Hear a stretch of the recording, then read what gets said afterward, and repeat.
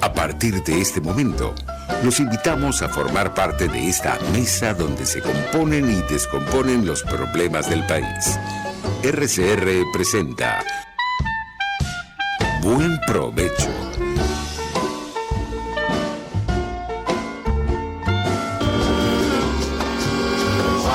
La voz de la diáspora en Buen Provecho con el profesor Tomás Páez. Buenas tardes, querida audiencia global. Hoy, como todos los lunes, a esta hora del mediodía, hora del Buen Provecho en Venezuela, tenemos nuestro encuentro semanal desde hace ya 7 años, un programa pionero en la emisora pionera de la radiodifusión venezolana, Radio Caracas Radio, la emisora que se ve, rcr750.com. En la dirección general de la estación se encuentra Jaime Nestares, en la gerencia de producción Catherine Manzano, en la producción Génesis Rodríguez, en los controles Gregorio González y en la conducción este servidor Tomás Páez. Hoy vamos a hablar con una invitada de lujo, muy querida y además distinguida invitada. Pero antes de presentarla, tuve que achicarle un poco el currículum porque está un poco largo. Tú después me corriges, Yoreli, pero el día sábado fue el Día Mundial de la Radio. A celebrar, aunque lo estamos celebrando el día 22, pero a celebrar que tenemos radio, que hay posibilidad de expresar las ideas, la importancia de la libertad de expresión para la democracia está fuera de toda duda. Los datos siguen sorprendiendo en Venezuela. De acuerdo a nuestro observatorio y en el último cuatrimestre, o el primer cuatrimestre de este año, estamos hablando de más de 8 millones de venezolanos fuera del país, en 90 países y varios centenares de ciudades. Siempre decimos que excluimos a las brasileras porque son tantas que harían varios centenares de ciudades en todo el mundo. Tenemos al mismo tiempo un crecimiento de la diáspora en países que habían frenado un poco, como España, como Estados Unidos, como Italia. Sigue creciendo. Hay un proceso de reacomodo de la diáspora a escala global, ¿no? Y tenemos unos cuantos miles de desplazados, unos varios centenares de miles de desplazados, varios decenas de miles de desplazados en Venezuela. Hoy tenemos esta invitada de lujo que se llama Yorelis Acosta. Ella es psicólogo clínico con posgrado, varios posgrados en los temas en el ámbito psicosocial, en el ámbito psicopolítico, en el ámbito de la psicología social, en el ámbito de las ciencias políticas. Es profesora en la Universidad Católica Andrés Bello e investigadora en el CENDES de la Universidad Central de Venezuela. La invitamos, bueno, primero por su capacidad, pero además por su trabajo. Ella viene realizando todo un trabajo en el área de fronteras, en el área del suicidio también, y después nos contará algo de esto. Y el evento que le tocó coordinar como miembro que es de la directiva de la Sociedad Iberoamericana de Psicología Política, coordinó un evento en el que hubo una mesa dedicada al tema de las migraciones, al tema de las diásporas. Hubo allí 2 invitados importantísimos de Turquía y una profesora de México que ha estado trabajando a la diáspora venezolana, no solamente, pero fundamentalmente, que hoy atraviesa México para llegar a la frontera sur de Estados Unidos.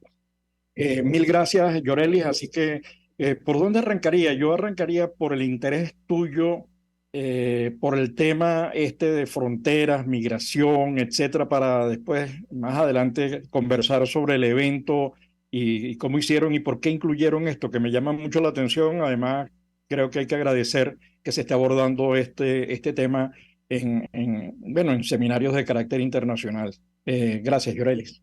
Hola, feliz tarde. Bueno, gracias por este espacio, Tomás, y encantadísima. Me gusta cómo las cosas empiezan a articularse, ¿no?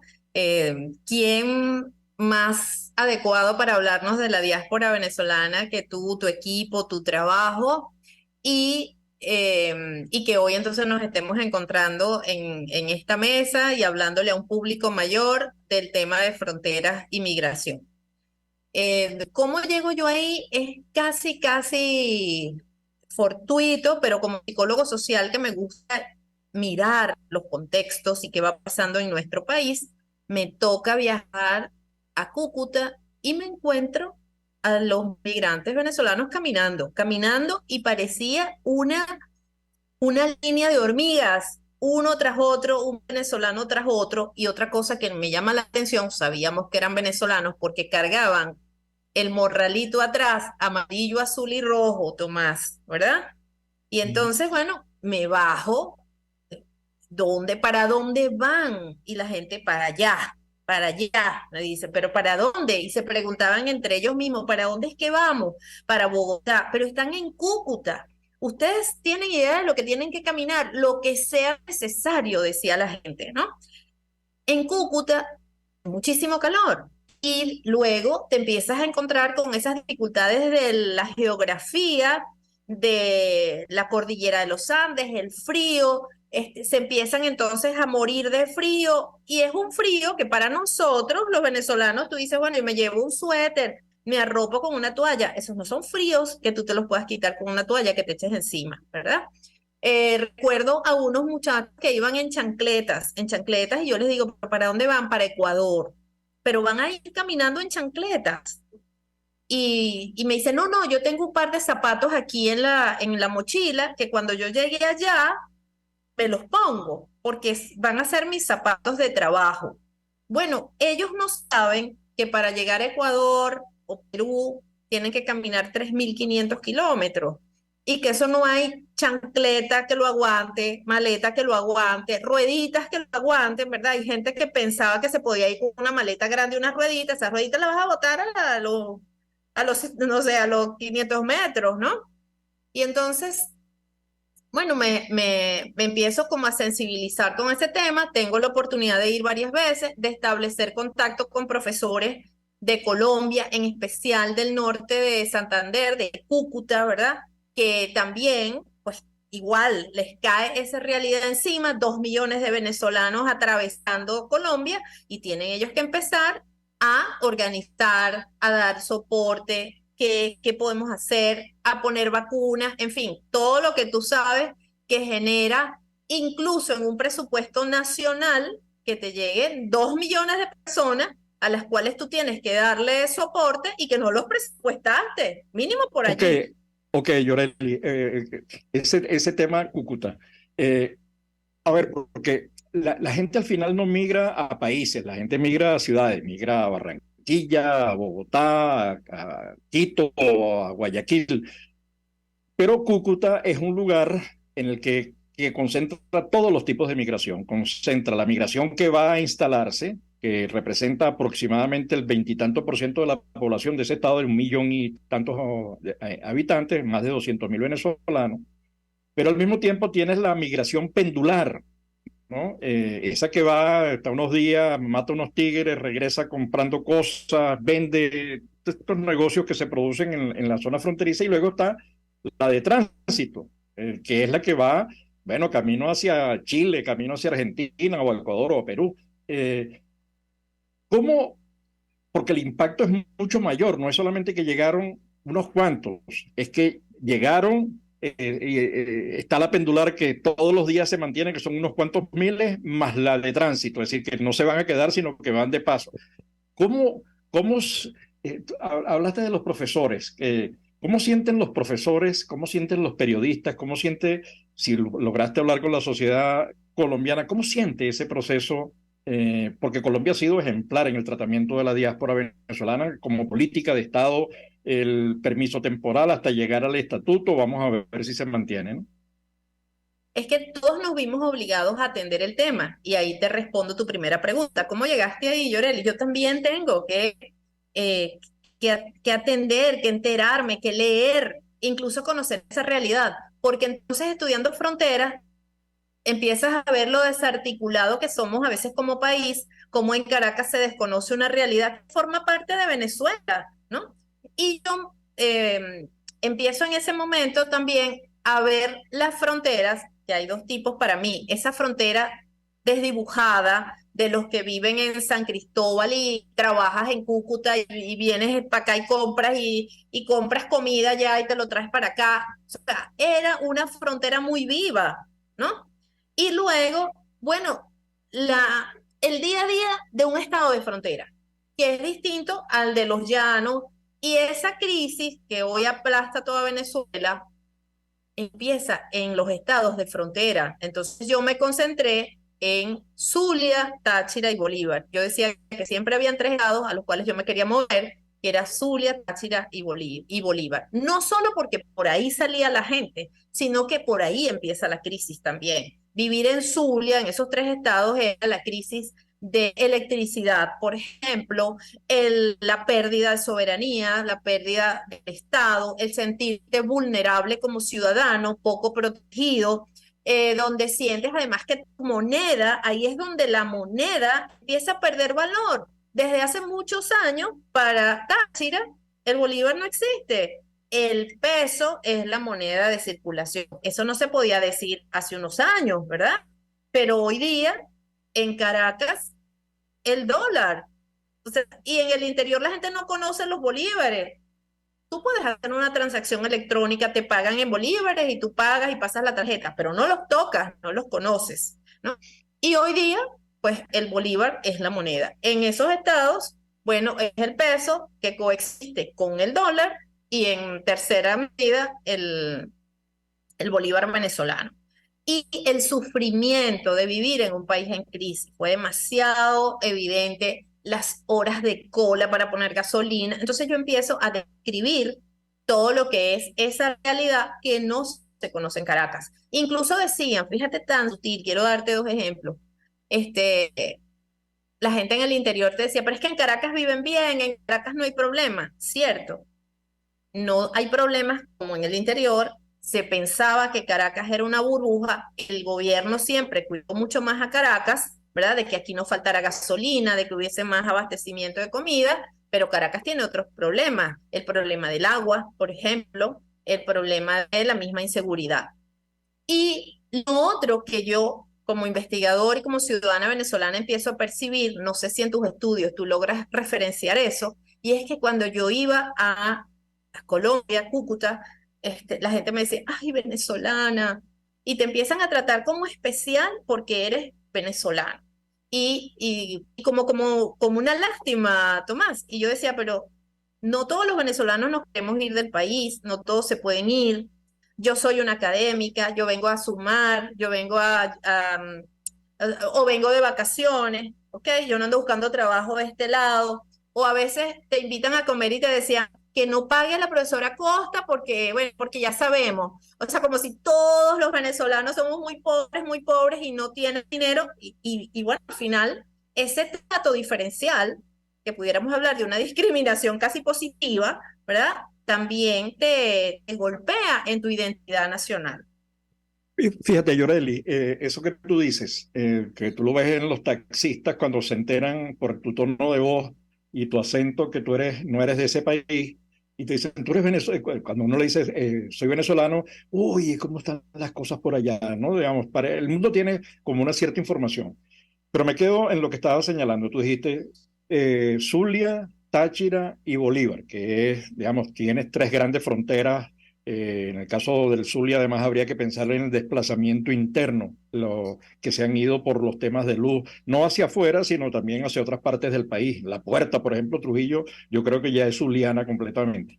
Que me perdonen los trujillanos y me perdonen los zulianos, pero no has mencionado los que salen por Guiriá la Costa, hacia ¿cómo se llama? Trinidad, los que salen por la frontera con Guyana, que está creciendo, el tema petrolero está llamando mucho la atención, como en algún momento lo hizo también Venezuela, o las gente que sale de Falcón hacia la ABC, a Aruba, Bonaire, Curazao. Entonces, pero eso me lleva a otra pregunta. O sea, una estampida Pareciera, en todas direcciones, Tomás. ok, no, digo que por eso, cómo abordar, porque cada una además tiene particularidades, digamos, la frontera con Colombia es muy dinámica a lo largo de los mil y tantos kilómetros, la de Brasil es menos dinámica porque la distancia que separa el punto fronterizo de Pacaraima es más o menos lejito, eh, pero en todo caso, la pregunta iba por otro lado, la pregunta es, ¿sabe los gobiernos locales y regionales cuánta gente se ha ido de sus respectivos estados? Es decir, cuánta gente ha salido de Carabobo, cuánta gente ha salido, porque la gente tampoco migra de Venezuela, la gente migra de Quibor, Yaguaraparo, no sé. ¿Saben porque pareciera que la diáspora comienza donde termina la frontera, digamos, hay un afuera, ellos que se han ido y nosotros dentro, y se olvidan de ese tema, de ese flujo dinámico, de esas remesas, de esas contacto permanente, de ese intercambio de ideas que se produce todos los días, además facilitado por los medios de comunicación. ¿Qué nos puedes decir? Porque esa preocupación tuya por los tres estados, ¿cómo lo viven los demás estados el tema de su éxodo, ¿no? Fíjate que el gran apagón, que fue otro hito en Venezuela, 2019, se nos apaga el país y nos quedamos oscuros una semana. Caracas, eh, Caracas la luz llega a los 3 días, entonces sin comunicarte, la gente afuera no sabía de Venezuela, o sea, qué terrible. Y los últimos estados en conectarse justo fueron, pareciera casi que por orden alfabético, Trujillo, Yaracuy, Zulia, fueron los últimos. Una semana entera sin luz. Yo soy de Yaracuy y entonces, bueno, mi mamá se le descompuso todo lo que tenía en su nevera, los vecinos ayudándose. Aquí volvimos atrás. Eso hizo, eso lastimó mucho el país. Tú lo puedes ver como sociólogo, ¿sí? Y me llama una empresa privada y me dice, profesora, usted que trabaja esos estados y el estado emocional, tienes que sumar las dos cosas, porque yo soy psicólogo y eso era lo que yo venía trabajando, el sufrimiento psicosocial. ¿Usted puede ir a Zulia? Y yo le dije, claro, yo siempre voy a querer ir a Zulia. Y además aprovecho también de resaltar que solo así un investigador de la Universidad Central de Venezuela puede levantar datos, que te lleve una empresa privada, que tú vayas a levantar, a dictar una conferencia y de repente yo me he pagado muchas cosas y digo, déjame 2 días allá, yo esos 2 días me los pago, pero uso ese boleto y levanto datos. Voy a Zulia, aquella gente, zulianos, estamos hablando de zulianos, ¿verdad? No gente que quiere, gente que vivía ahí y con un dolor, con un sufrimiento, con un aturdimiento, que a mí me tocó dictar una conferencia y hacer psicología clínica. Cuando yo digo, ¿quién quiere hablar con un psicólogo clínico? Yo parecía un sacerdote, tenía una cola gigantesca y la gente lloró de cómo vivió una semana en la oscuridad. Cuando yo presento mi informe a esa empresa, la empresa dice, profesora, usted puede ir a Táchira. Y yo le ofrecí ese segundo estado, fíjate tú, ¿no? Como ellos, Ujú. Táchira es el otro estado que sufre. Y yo le digo, claro, yo siempre voy a querer ir a ese estado. Pero cuando llaman a la gerente de Táchira y le dicen, va la profesora Costa, ella dice, no, primero Mérida y Trujillo. Y eso me llamó mucho la atención, como había más sufrimiento en dos estados que yo no había registrado, ¿ok? Y que se comportan casi como un estado de frontera, Tomás, Mérida Ok, y Trujillo. Entonces terminé haciendo Táchira, Mérida, Trujillo y, y haciendo una gira nacional. O sea, el sufrimiento de Venezuela era total.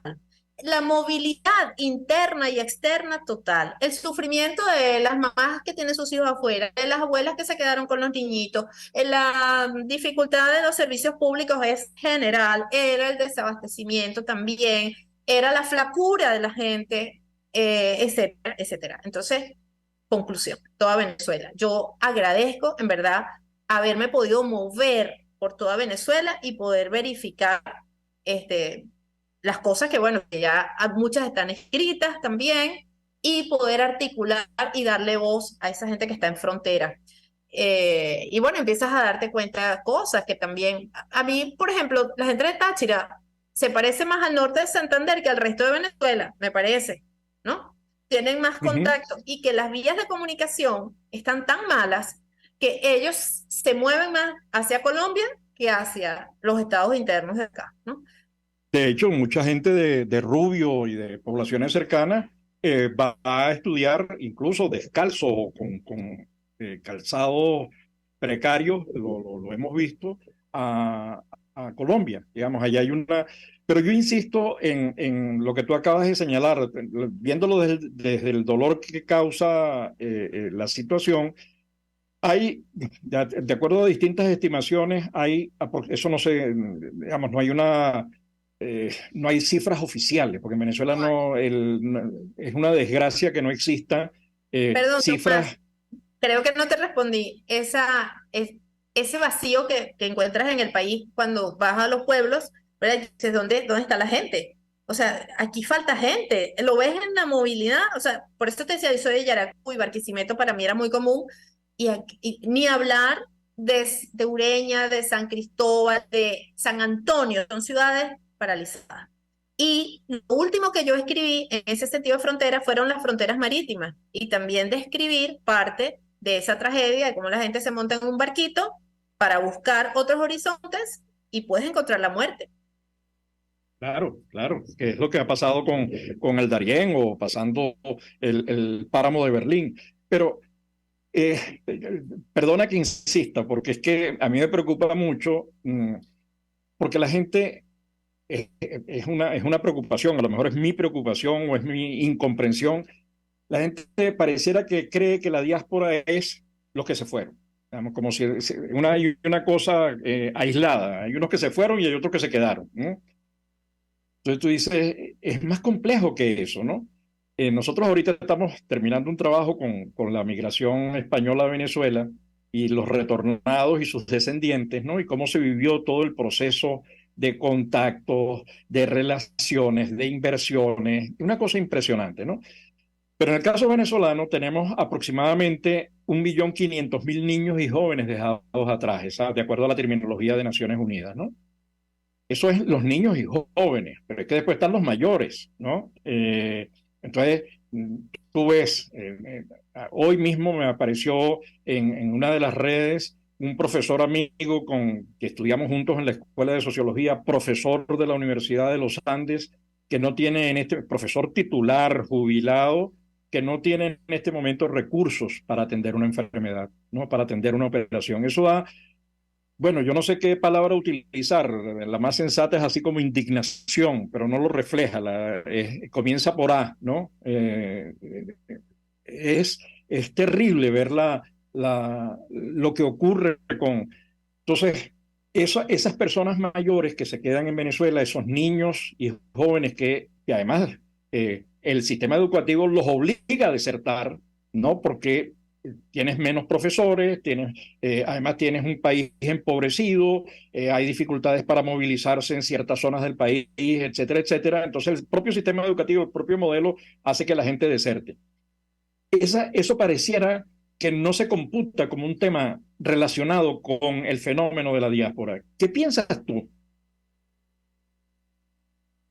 Claro, sí, sí, es un tema sumamente complejo y no hay datos, ¿no? No hay datos. Y bueno, buscando información, ahí nos vamos enterando de los tipos de migración, de cómo se van comportando estos grupos, qué pasa a lo interno. Y yo creo que ahí puedo también enlazar en lo que nos unió recientemente. Nos conocemos, por supuesto, de la UCB, de sus pasillos y sus aulas hace mucho tiempo, pero como yo propongo una mesa sobre migración y que somos muchos los que estamos interesados en el tema, ¿no? Y en esta asociación académica de psicología política, que yo estaba presidiendo hasta la semana pasada, que me tocaba entregar gestión, yo propongo el tema de la migración y bueno, había ido como leyendo y descubriendo otras personas que estudian y que nos van nutriendo también en esta dificultad de tener datos. Entonces, tú nos hablaste de la migración en Venezuela y lo complejo que es el concepto de diáspora, ¿verdad?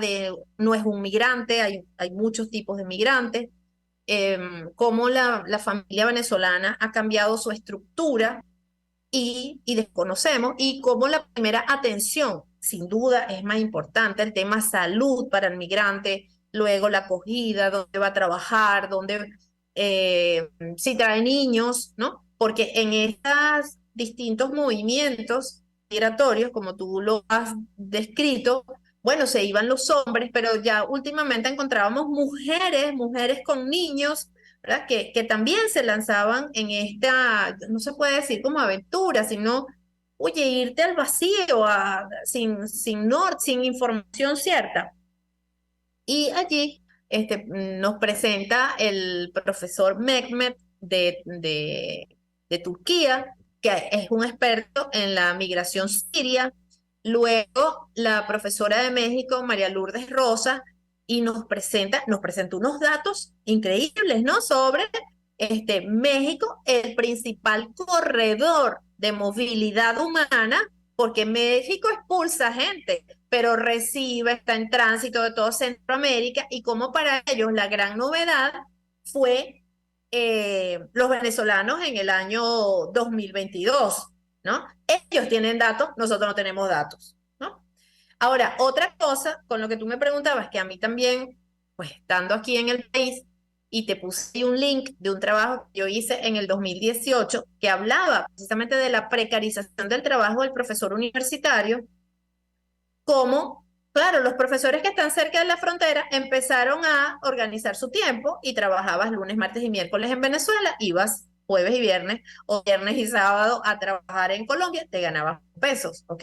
Pero ¿qué pasa con los otros profesores que no se pueden movilizar y que estamos en el centro del país? ¿Cómo enfrentas una hiperinflación como la que nosotros vivimos, 4 años sin salario, y ahí, pues, profesores que bueno, el año pasado en Mérida, ¿verdad? Encuentran a un profesor deshidratado, su esposa difunta. O sea, la situación realmente es sumamente difícil. Entonces, ese trabajo que está en Pro Da Vinci, que se llama Soy una profesora en Venezuela, en formato relato gráfico, yo con un caricaturista y afortunadamente con el apoyo de este medio digital, hicimos ese trabajo, y de ahí, Tomás, me escribieron de todas partes del mundo, hasta de China, ¿ok?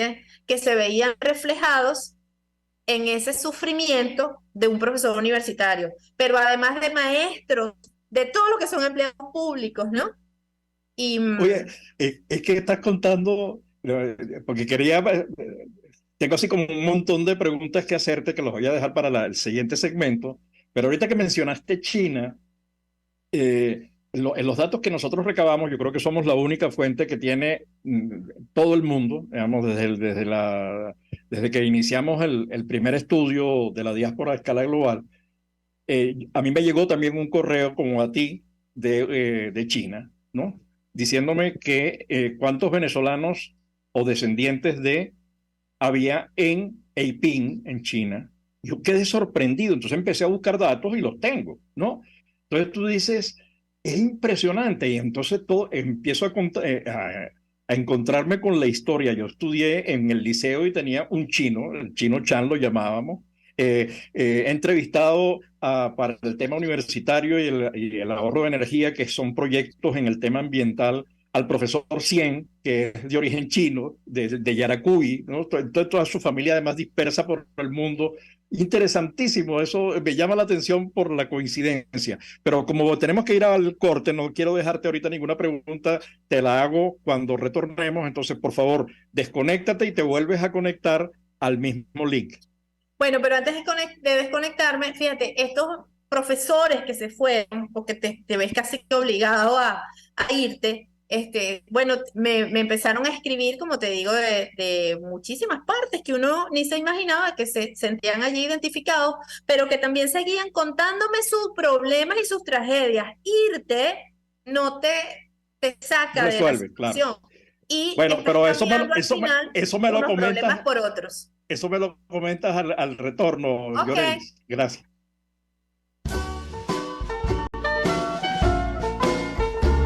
Los grandes temas se debaten en la mesa. Buen provecho por RCR 750, la radio que se ve. Y síganos en Twitter en @RCR 750. Puedes seguirnos en nuestras redes sociales. En Twitter, @RCR 750, la radio que se ve. Hola, les saluda Alfredo Junco. Los invito a acompañarnos a Con Seguridad Radio, el programa pensado en la seguridad de los ciudadanos y las organizaciones. Con Seguridad Radio. Todos los sábados a las 12:30 de la tarde. Por RCR.tv, la radio que se ve. Yo creo que los políticos responsables proponen ideas y dicen que son de ellas y convocan a la gente a lograr su idea. Me parece de muy mal gusto cuando la idea empieza a decir, bueno, esto no es mío, es de Venezuela. Eso significa que fracasó. Y entonces le están endosando al país la incapacidad para articular una idea que de suyo desde el principio era una idea y no un curso estratégico. A mí eso me parece de mal gusto. Y parece que el marketing político no da para tanto. Así podemos ver el mantra de Guaidó: cese la usurpación, gobierno de transición y elecciones libres. Él lo abandonó. El G4, que es del cual él es engendro, en representación por los 2020, el hacer ingeniería financiera, recoger unos reales que no hemos visto de ninguna manera. Aquí se habla libertad con Víctor Maldonado. Solo por RCR 750, la radio que se ve.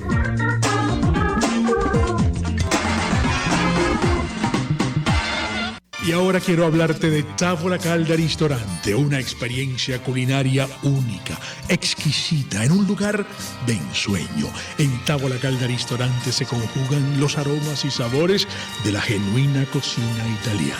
Platos generosos, elaborados con ingredientes naturales, siempre más allá del placer de una buena comida. Távola Calda Ristorante, Centro Comercial Terrazas Lomas de la Lagunita. La cocina italiana siempre al día. Moisés Naim en Efecto Naim. Hola, soy Moisés Naim desde Washington. Conéctese a rcr.tv. También nos puede seguir por @Efecto Naim en Twitter. Y estamos en Facebook y en Instagram. Y no olvide que puede disfrutar todos los contenidos del programa cuando usted quiera, suscribiéndose a nuestro canal de YouTube. Nos vemos en la radio. Solo por RCR y RCR.tv, la radio que se ve. Pluralidad contigo. Respeto contigo. Responsabilidad contigo. Libertad contigo. Estamos contigo y punto. De lunes a viernes a la 1 de la tarde. Contigo. Solo por RCR 750 AM. Porque lo bueno une. RCR 750 AM. Porque lo bueno une.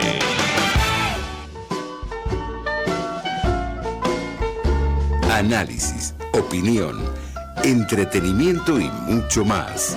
Escuchas Buen Provecho por RCR 750, la radio que se ve.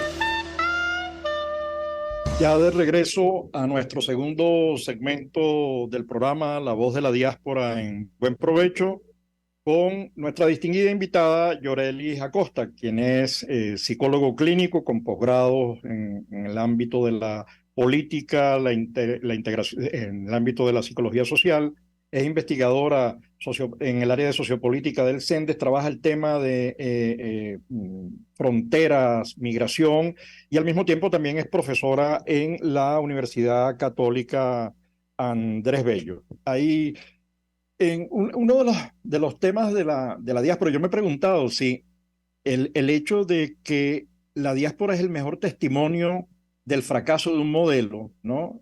Tú describías cómo sale la gente, cómo atraviesan el Darién, cómo dicen, bueno, yo voy para abajo, yo a lo mejor llego a Ecuador o a Perú, ¿cómo será la boca del tiburón tan grande que la gente decide seguir caminando? Digamos, frente, algo así como para atrás ni para coger impulso, porque la situación es terrible y lo ves en esos datos del 70% de la población con temas de alimentarios, que no le llega, no le alcanza para comer lo poco que reciben.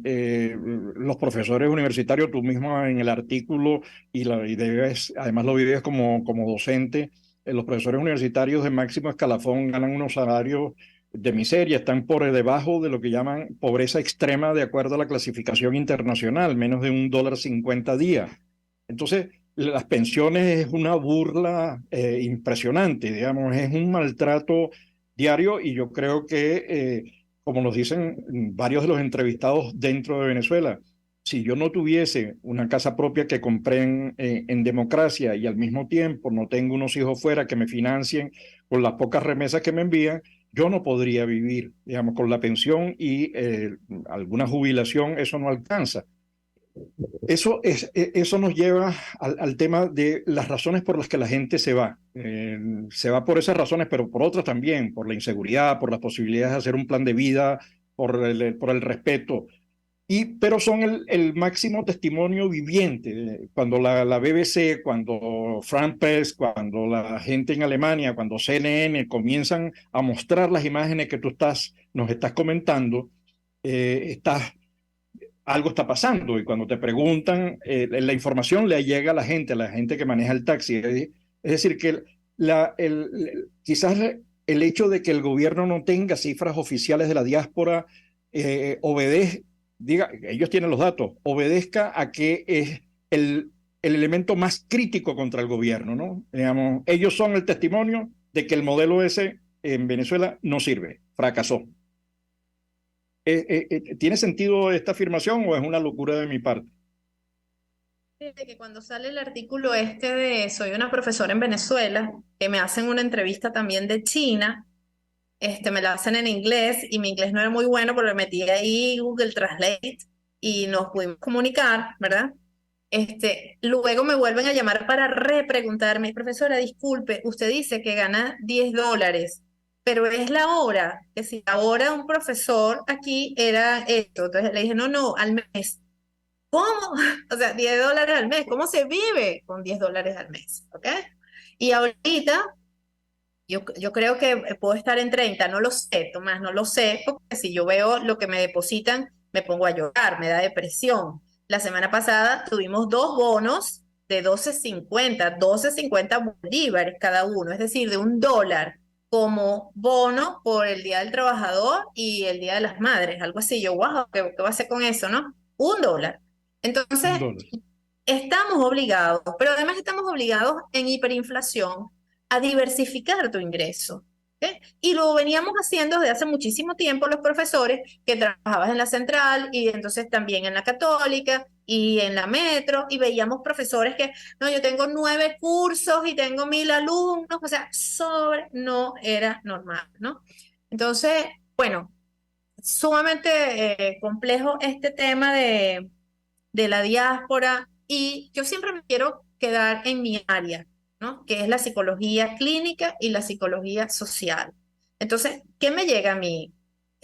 Cuando yo digo soy psicólogo, todo el mundo te cuenta, todos sufren. En este momento todos tenemos familiares fuera, llega la pandemia, ¿verdad? Nos quedamos encerrados. Aún así la pandemia, tú lo dijiste, no para la movilidad, la ralentiza, pero además se da el otro proceso de, bueno, como en América Latina en especial, los sistemas de salud y educación son frágiles, y en pandemia hubo una crisis económica mundial. Entonces la gente se devuelve y vuelve. Sí, hay gente que llegó caminando hasta Perú y se devuelven, pero cuando llegan a Venezuela dicen, no, pues esto está peor que allá, me regreso. Y ese flujo migratorio también está registrado, bueno, por Colombia, que ha hecho grandes esfuerzos y hay varias ONG allí. El año pasado en Fronteras, desde acá, no, me tocó dirigir una investigación, yo creo que es de las cosas más retadoras que he tenido en mi carrera, cómo tú diseñas una investigación en papel, yo voy a hacer esto, yo me voy para allá, llega la pandemia, no, profesor, usted no puede salir. Y entonces tengo que buscarme gente que sí esté allá, entrenarlos a distancia, me envían los datos y eso es una publicación que te la puedo compartir para ti y tu gente, que es sobre las ayudas humanitarias que tenía la gente en frontera, tanto de este lado como aquello, y cómo las ONGs que están en Venezuela, están en Colombia, tienen comportamientos totalmente diferentes, comunicacionalmente. Aquí la gente incluso de muy bajo perfil, porque se relaciona con lo que tú me estás Claro, diciendo, modelo político, etcétera, ¿no?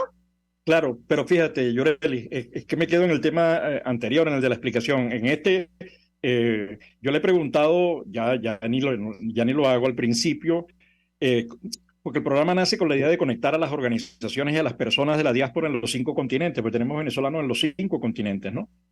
Con sus respectivas organizaciones. Entonces, le preguntaba a organizaciones que envían alimentos en la etapa más dura, ¿no? Eh, y decían, yo prefiero no salir, no solamente por los riesgos que eso comporta, la persecución, sino porque además se pueden llevar las cosas. Lo ha sufrido hasta la propia Cruz Roja, pero ese es otro tema. Yo quería ir al tema de la explicación. Yo he visto, eh, a ver, dos grandes problemas. Por un lado, lo que tú señalaste antes, es difícil comprender eso el chino que te escribió, la china, el que te escribió, te vuelve a repreguntar porque no se cree que tú ganes $10, digamos o que cuando un pensionado ganaba $1.50 al mes, ¿no? Que debe estar un poquitico por encima de eso en este momento, pero además con una tasa de inflación que se consume, que digamos, el costo de la canasta está cerca de los $400. Es decir, que de todas estás perdiendo. Ese es un problema. Pero aparte de eso hay un segundo problema, que es la estrategia que utilizan las redes políticas en el mundo para contrarrestar eso, ¿no? Si, por ejemplo, cuando los cubanos migraron, en la época inicial los llamaban gusanos. ¿Por qué? Porque no se habían ido del paraíso. Entonces eran unos gusanos que no querían entender que allí había... Ahora, por cierto, la migración supera la del Marielito, aquella masiva que hubo por los lados de los 90, ¿no? Pues ese es un tema que además son redes que operan con mucha potencia. Pero hay una tercera explicación que va por el lado académico, ¿no? En el lado académico, uno escucha, primero, los argumentos son, la gente se va del capitalismo y preferiblemente un concepto absolutamente vacío que no quiere decir nada, aunque quiere decir muchas cosas, que es el de neoliberalismo. El liberalismo es contrato, no sé qué es un neocontrato, pero es como, atribuirle al capitalismo la noción de desigualdad y la razón por la cual la gente se va. De hecho, en 2017, perdona que te haga toda esta introducción, en 2017 o 2018 hubo un evento en Guatemala o en Honduras sobre el tema migratorio y una de las 5 mesas era neoliberalismo y migración, ¿no? Pero resulta que de los países socialistas como Venezuela se va el 25% de la población, de Cuba se va el 20 y tanto por ciento de la población, de Nicaragua yo no tengo el dato porque ahorita ya ellos ni siquiera hablan de migración, sino de destierro, ¿no? Destierran a la gente. Entonces, o las nociones de fuga de cerebros, ¿no? Que es una cosa que tú dices, bueno, es como decir que la incorporación de la mujer al mercado laboral es abandono del hogar, ¿no? Entonces, bueno, la gente busca opciones y además se muda de Maracaibo a Huirialacosta o a Río Caribe o al revés, ¿no? Entonces, ¿cómo explicar que el mundo académico haya mantenido, yo recuerdo la respuesta de Venezuela frente a lo de Chile, Argentina, etcétera, era una respuesta distinta, pero pareciera que hay totalitarismos o autoritarismos buenos y malos. Bueno, dos precisiones allí porque son temas muy complejos también. Y es que la gran evidencia del fracaso del modelo lo tenemos en esa hilera de gente caminando con el morralito atrás, ¿ok? La fuerza política del chavismo-madurismo se va también. Entonces, si aquí estuviésemos bien, si hubiesen oportunidades de crecimiento, incluso de comer, de servicios, de escuela, pues tú seguirías apoyando el modelo. Así que el gran fracaso es que su fuerza política también los abandona. Son los, cuando Chávez, yo decía que eran los grandes protagonistas, en ese momento Chávez les da poder imaginario, ¿no? Ustedes, los pobres y tal, pero luego, en tiempos más recientes, bueno, fueron los engañados, los más vulnerables, ese venezolano más pobre, el más sufrido y que fue el que más apoyó el sistema, ¿no? Por ahí te diría esto. Y en segundo lugar, con estos autoritarismos es tan difícil entender lo que pasa en Venezuela, incluso para uno mismo, porque lo entiendes y lo sufres a la vez como ciudadano y como académico, ¿no? Que explicarle a tus compañeros académicos fuera, miren, esto no es un tema de ricos y pobres, así no es el tema en Venezuela, ni de autoritarismo, ni... Yo recuerdo que una vez una profesora en México me hizo una pregunta sobre Venezuela y cuando yo empecé a explicarle, ella me dijo, tienes el discurso de la clase media, eres capitalista. Me empujó y me dejó de hablar, ¿no? Yo dije, no, o sea, dentro de los mismos académicos. Y así como yo propuse una mesa de migración, la mesa siguiente tenía que ver con el neocolonialismo y el neoliberalismo, y etcétera. Siguen esas distintas fuerzas en América Latina.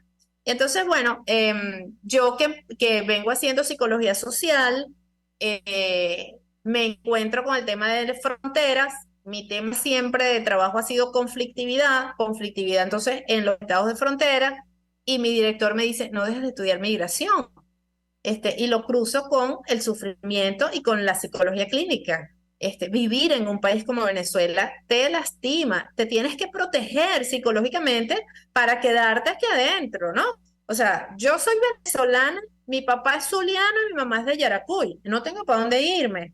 ¿Sí? Y sin embargo, y 4 hermanas, de las 4, 3 están fuera. Me quedo yo aquí sola nada más. A diferencia de mi esposo, que es hijo de portugueses, donde sí se entiende el tema de la migración, ¿no? De los afectos, de no estás en los momentos importantes, etcétera. Y aún siendo yo venezolana, te digo, todos estamos traspasados por este tema de la diáspora. Entonces, trabajo esos temas en el 2011 en un congreso de psicología, porque los profesores hacemos estas cosas, vas a congreso a dar a conocer tu trabajo y a hacer redes, empieza una profesora de Argentina a articular profesores que estábamos trabajando en temas políticos desde la psicología y empieza a dársele forma a esta asociación latinoamericana de psicología política. Se sumó gente de México, de Portugal y de España y entonces se terminó de enunciar como Asociación Ibero-Latinoamericana de Psicología Política. ¿Y qué hacemos allí? Bueno, el hombre, una definición sencilla, el individuo, cómo se vincula con lo político, ¿no? Eso sería como una primera definición de la psicología política. Por supuesto, hay temas clásicos, el tema del poder, el tema de la participación política, porque creemos o no en el voto. Ahorita me acaban de invitar a participar en un tema sobre la corrupción. ¿Por qué en América Latina somos tan laxos con el tema de la corrupción? Y bueno, por ahí tengo como que una línea. Luego la pandemia me favoreció, entre comillas, trabajo mucho, pero los 3 últimos años los encuentros fueron virtuales. Y si el encuentro hubiera sido en Argentina, a lo mejor yo no hubiera quedado de presidenta porque no puedo llegar hasta allá, ¿verdad? Yo traté de seguir vinculada a mis compañeros académicos de América Latina a través de redes, a través de internet, me comparten todo lo que van escribiendo porque es mi manera de estar actualizada y brinco por la frontera a congresos en Colombia y por eso también descubro fronteras. Por cierto, una vez me quedé de aquel lado, se cierra la frontera y me tocó pasar por trochas. Yo las he pasado todas en barquito. Lo peor que he visto, Tomás, es debajo del puente Simón Bolívar. Debajo del puente es espeluznante, ¿no? Lo que todo el mundo que hay allá, y en parte está descrito también en un artículo que hice para una revista Nuso. Ahí está ir por las fronteras venezolanas, se llama ese trabajo, ¿no? Compártelos, por favor, y yo los divulgo dentro de las redes nuestras de la diáspora que operan a escala global, ¿no? Ok, entonces ya con la frontera abierta, ya yo fui 2 veces y ya pasé por tienditas. Ya ahorita hay otra dinámica en las fronteras, ¿no? El mes pasado estuve allí y se formó la Alianza Académica por el Estudio de la Frontera Colombo-Venezolana. Entonces, entregué la Asociación Latinoamericana y creo que me voy a concentrar más allí en esta alianza. Y te vamos a invitar porque estamos organizando una materia con el aval de CENDES que se va a llamar Frontera, Migración y Desarrollo, donde vamos a participar varios profesores de la alianza, tanto de Colombia y Venezuela. Por tanto, va a ser una materia que se va a ofertar a nivel de posgrado para todos aquellos que estén interesados en los distintos aspectos de esto, pero de la frontera colombo-venezolana, que es de las más activas en América Latina y es por donde sale la mayor cantidad de venezolanos. Esa es una excelente noticia. Además, se inscribe dentro de las estrategias bueno, que se están desarrollando. Como, a ver, Venezuela en 1936 creó el ITIC. El ITIC era el Instituto Técnico de Inmigración y Colonización para atraer inmigrantes. Cosa que hizo y lo hizo muy bien y desarrolló Turén y el Trompillo en Valencia, digamos, hizo una estrategia y desarrolló instrumentos y políticas específicas, ¿no? En este momento la cosa es al revés, digamos, ahora necesitamos una estrategia para conectarnos con esos 8 millones y pico de venezolanos que además sigue creciendo, es algo así como indetenible.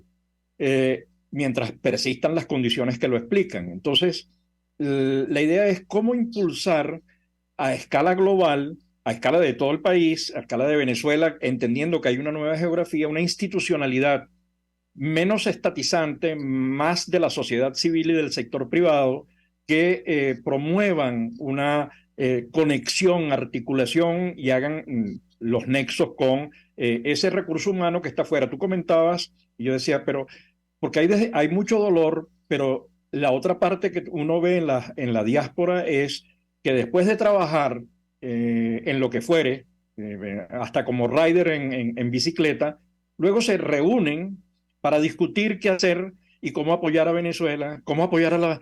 Pero lo hacen entonces en casa de A varios se ponen de acuerdo y alquilan un pequeño local o se van para el parque y uno lleva el café, el otro el sándwich. Digamos, hay un compromiso con Venezuela muy grande. Entonces, ¿cómo traducir ese compromiso, ese interés de la diáspora?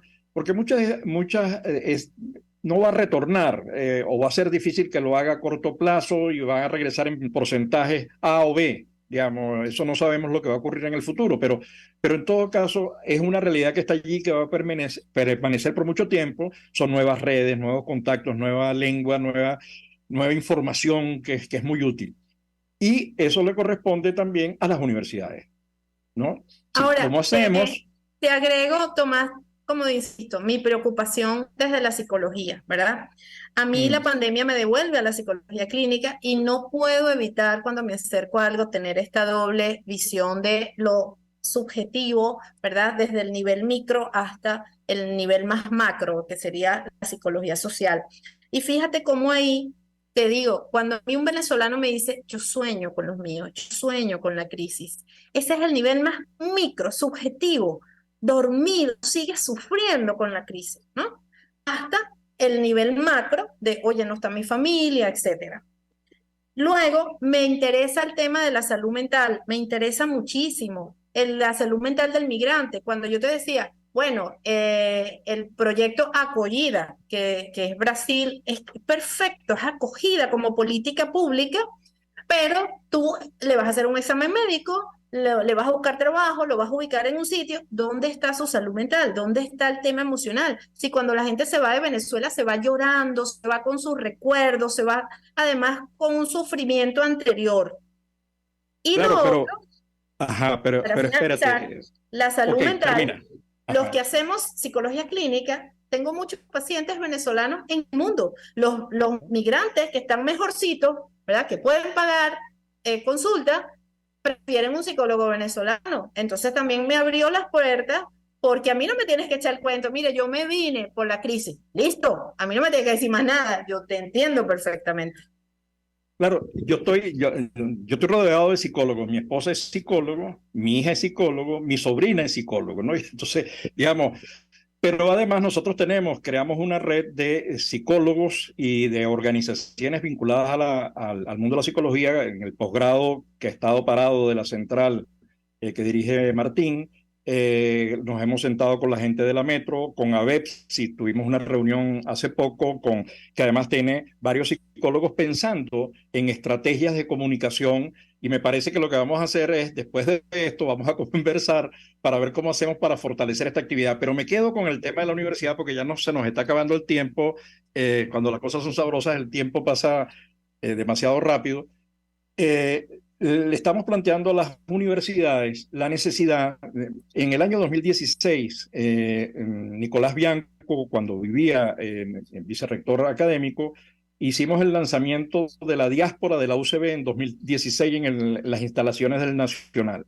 Con el compromiso de la universidad por conectarse con los egresados, con sus docentes, con los investigadores que están en otros lugares y que pueden ser el mejor activo, porque al final la diáspora es un activo y una reserva internacional que tiene Venezuela en su mano. Entonces, lo que estamos proponiendo es cómo las universidades, ahora va a haber un centenario, se va a conmemorar el centenario de Pedro Rincón Gutiérrez en la ULA, y se va a aprovechar ese espacio para pensar la universidad del siglo XXI, porque nosotros tenemos ahora la universidad del siglo XIX, ¿no? Además con salarios terribles. No por el atraso de los profesores, sino por el atraso bueno, están quemando libros, destruyendo instalaciones. Medicina tropical lo ha vivido en varias ocasiones. ¿Cómo hacemos para que la universidad, desde las distintas unidades, desde el CENDES mismo, podamos pensar en lo que hizo en Colombia, ya que has hablado de Colombia, el Observatorio Venezuela en la Universidad del Rosario, que es pensar el tema de la diáspora, políticas, proponerle iniciativas al gobierno, digamos, ha ayudado mucho a la Universidad del Rosario en ese tema, y eso podría ser la Universidad Central de Venezuela. Nos queda un minutico. Sí, así bueno, que estamos en un momento también muy interesante de renovación de autoridades, de elecciones. Este viernes vamos a votar. Yo creo que esa transfusión de sangre, de fuerza, de gente nueva es necesario para repensar a la universidad. Yo les he advertido a nuestros candidatos que dónde está el malandreo, ¿no? O sea, porque también los profesores decimos que soy profesor, yo tengo un doctorado y yo hice mi escalera, sí, pero tiene que salir la reflexión de la universidad, que responda a esta nueva realidad, a estos actores, a enfrentarse al gobierno. No es cualquier gobierno, no son cualquier actor. El rector de la Universidad Central de Venezuela no tiene hoy día el mismo peso del siglo pasado, ahorita es un actor político también. Ok. Bueno, Yoreli, te tendremos en otro momento cuando anunciemos algunas iniciativas que puedan cuajar con el asunto de las universidades. Así que seguro. Mil gracias. De Nada, y a toda nuestra querida audiencia, como todos los lunes, en su espacio, La Voz de la Diáspora, en buen provecho. La Voz de la Diáspora, en buen provecho, con el profesor Tomás Páez.